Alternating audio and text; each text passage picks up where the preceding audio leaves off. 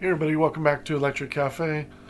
Today's album review is on Bill Currie's 1988 album, Transportation. Um, yeah, if you guys know Billy Currie, keyboard player for Ultravox, I think he was with even Ultravox, John Foxx's band, even before, all the way back to like 1974. I think he was probably one of the founding members of Ultravox, even way before Midger came in like 1979 or 80. So he was back in the beginning with Warren Cann, guitar drummer. Um, this album features Steve Howe from Yes, guitar player from Yes, on probably I think 6 of the 8 tracks. So I'm going to review the album and review the songs and then review the overall album. Again, this album came out in 1988. As well as playing, keyboards. Billy Currie, violinist, songwriter as well. From born in the UK. He also played with Visage, who was Midjour was in as well, in the 70s and all through the 80s. Um, this was his. Oh, Curry also played in Two Boy Army and Gary Newman as well. Featured on the live Ornaments 1979 album as well. Um, so the good about this album, the album's a nice listen overall. It's a good blend of sort of new age and prog rock. Um, it's got some deeper expression on here, and the songs kind of grow on you multiple listens. The production, mixing, everything is good. Everything's on the everything's strong on this album. Is I like the artwork as well. But engineering, mixing, fidelity, all on the strong side. Um, a really interesting balance of new age and prog rock though. It's a great balance between the two. Um, as far as the opportunity of the album, um, it's kind of my crux with some of the prog rock sound. I talked a little bit about this in the UK video, if you see that video, but sometimes on prog rock, like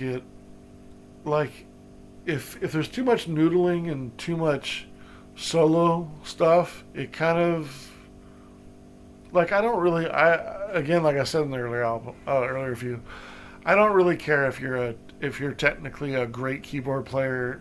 And Billy Currie doesn't do this. Don't get me wrong. He doesn't overdo on this, and Steve Howe doesn't generally do this as well. But generally, a lot of times in prog rock, what turns me off about prog rock is when people are overly technical and they don't really have much to say.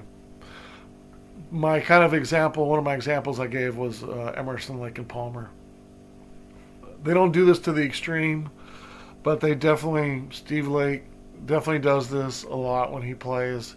It's just over the top, and I get it for doing it live. Live, I'm sure it works, and live is great. I've seen a few DVDs of Emerson Lake Palmer, and it works better live. But I don't necessarily want to hear somebody go off for 2-3 minutes and just go run through different chords and then go back into a song. And sometimes prog rock does that. It sounds like something's all triumphant, but it just sounds cheesy to me. I don't really like it. I tend to like things that are more avant-garde, and that's why I tend to like more prog rock on the electronic side, the more psychedelic side.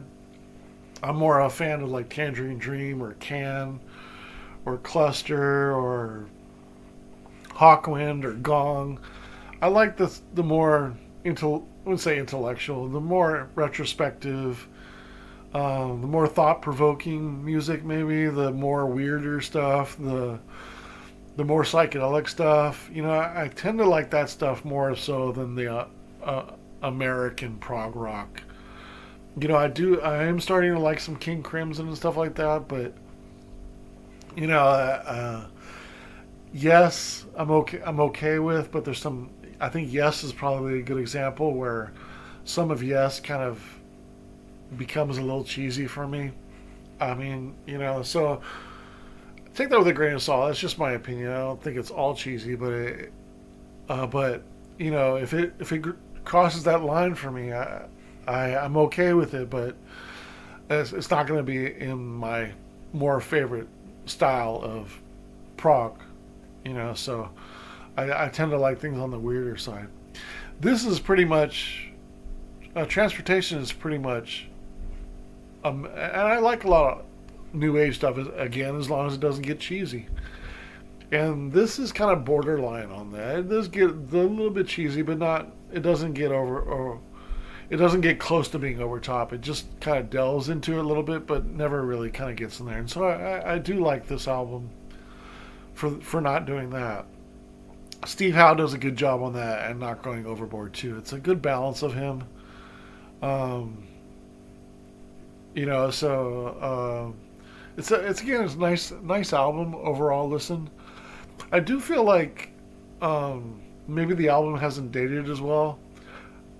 This is just a small thought, but for Billy Currie, who I respect and really love his work on Visage and Ultravox over the years, I would think for being a keyboard player that the sounds would be a little bit more advanced for 1988. Like you listen to this album and it sounds like stuff that from like 1982 to like 1986. So it's and I take that with a grain of salt because again I don't necessarily want him playing on a DX7 and doing like all up to date sounds, but it does sort of sound older even though it's 1988 and maybe not old in a great way, old in an okay way, but it's like if I would have played this album, I would have thought it was from like 1982 to like 1986. Like it very much his keyboards and some of the songs remind me of Larry Fast. If you guys know Synergy stuff, Synergy went all the way back to like '75, but went all the way through the '80s, and this kind of reminds me of like early '80s Synergy stuff. Which isn't a bad thing. It's just it doesn't sound like 1988. And take that with a grain of salt because I'm not saying it's bad or it's just maybe an opportunity that you'd think for a keyboard player that the sounds would be a little bit more.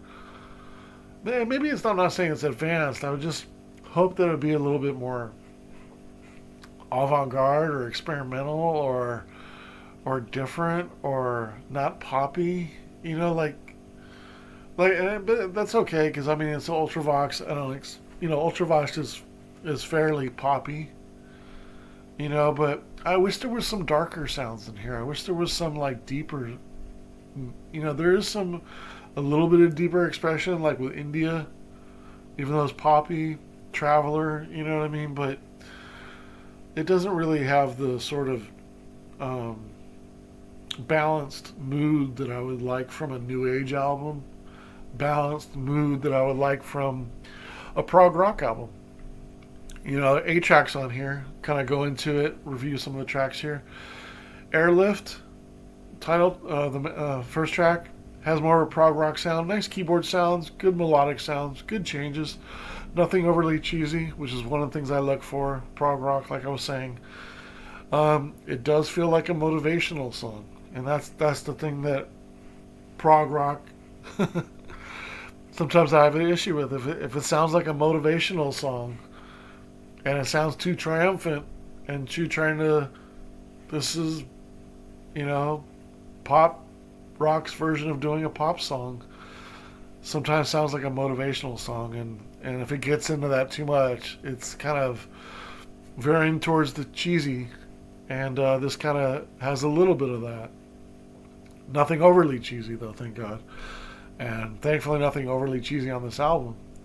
But there's it kind of touches on it.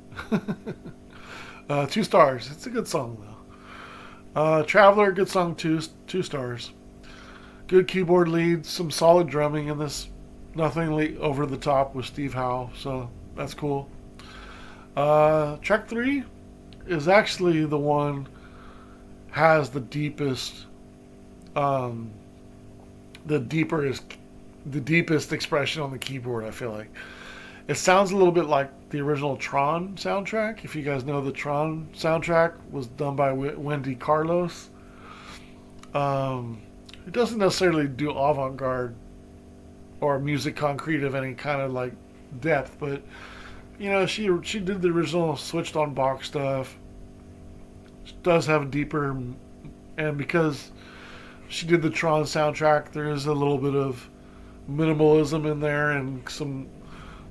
If you heard in like the original Tron album, it's a cool album. And this one kind of title track kind of sounds like Tron a little bit.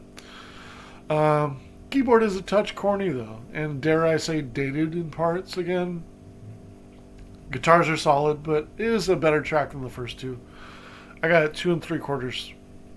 So one of the better tracks on the album though. Track number 4, Rakaya's River, Mountains to the Sea. This one reminds me of Larry Fast's Synergy Project. One of the better melodies on the album. Bassline's decent. It's a balance of meandering and dramatic. So it's kind of got a little meandering feel and then a little bit of sort of dramatic feel. Nothing overly cheesy, which is good. 2.5 stars. Track number 5 is India. This sounds sort of like an Ultravox song. Derek Forbes is featured on this album, on this song, sorry, from Derek Forbes was in Simple Minds. It's funny that some people classify this album as a synth pop album. If you go to Discogs and people categorize this as a synth pop album, like this is the only song that even remotely, sorry, somebody's vacuuming upstairs in my apartment here. But this is the only one that is really delves into synth pop. Good instrumental though, nice groove. Perhaps the last minute is a little cheesy. I got 3 stars. It's one of the better songs though, for sure. Perfect Flight is actually my favorite song on the album. Track number 6. I got 3 1/4 stars. It's a good blend of sort of jazzy and electronic and new age. Dare I say enchanting. It sort of sounds like Emerald Webb. If you guys know Emerald Webb, the new age electronic group. Emerald Webb, it sounds like early Emerald Webb, which was cool. Track number 7, Oversoul. Nice groove here. Overall, good sounding. A bit new agey, but nothing overall cheesy. 2 1/4. And then also track number 8, 2 1/4 stars. Nice ender. Here's he adds his violin here. It's the only time he really adds his violin. It's kind of somber, but it's beautiful in its own right. Solid song, 2 1/4 stars. So yeah, it's an overall nice listen. Good mix of new age and prog rock. Nothing really stands out from it. Nothing's horrible on it. Thankfully, it doesn't get too cheesy. And it's a good listen. Good listen. Well produced for sure. Mixing, engineered, strong album, fidelity-wise, good sounding album. Again, good mix of prog rock and new age if you're into that sort of thing. I just wish there was a little bit deeper stuff on here. Can't really say anything. Would say anything is wish it was more catchy because there's some catchy stuff on here. Like certainly like India was sounding like an Ultravox track, but just kind of wish there was some deeper music, and I kind of wish there was some. Maybe some experimental, maybe some minimalism, maybe a little bit of aggressiveness, maybe a little bit of darker sound. Considering he did Ultravox stuff, there's some more aggressive Ultravox stuff. I mean, for pity's sakes, the guy did, Mr. X and what's the other track with an A? Starts with an A. Asphyx or. Asphyxia? I'm trying to think of the song on Vienna. But considering he was way back then, and his history with vintage keyboards, I was hoping when I bought this that there was a little bit more like maybe some avant-garde sort of like Gary Newman sort of deepness on it, but it's a little bit more in a new age. But again, I do like new age stuff, so. As long as it isn't cheesy, and thankfully it doesn't get cheesy. So, yeah, I got a 58 out of 100. It's on the high side of a good album. Again, that's my score in considering it's a prog rock album. So take that with a grain of salt. Don't compare it to anything that I have 58 or higher or lower. That's a prog rock slash new age score. So I might make a separate genre for that. If I start to do more. Well, I will do more new age albums. I don't know if I'll do a lot more prog rock albums, but I'm sure there'll be some in there. Maybe I'll throw this in with doing Tangerine Dream reviews and Tomita and some of my more 70s avant-garde electronic albums that sort of have maybe a little bit of prog rock in them. But yeah, that's my review on Billy Currie's 1988 album Transportation. All right, thanks a lot.